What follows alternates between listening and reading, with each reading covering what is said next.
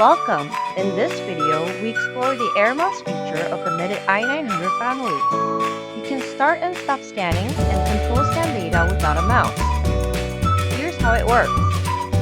Double-click the scanner button to activate the AirMouse, and you can change the click action in settings. You can also adjust the cursor size and cursor responsiveness for your preference. Activating the option displays a mouse icon, allowing you to control data easily.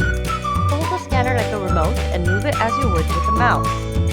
Now, let's control the scan data using the AirMouse. Double-click, move the scanner to the side toolbar, then select Tools to control data.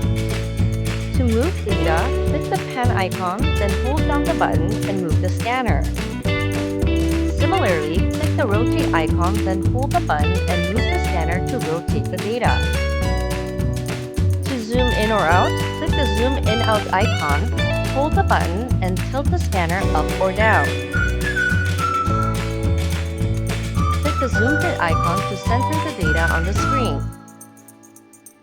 Click the icon again to disable it.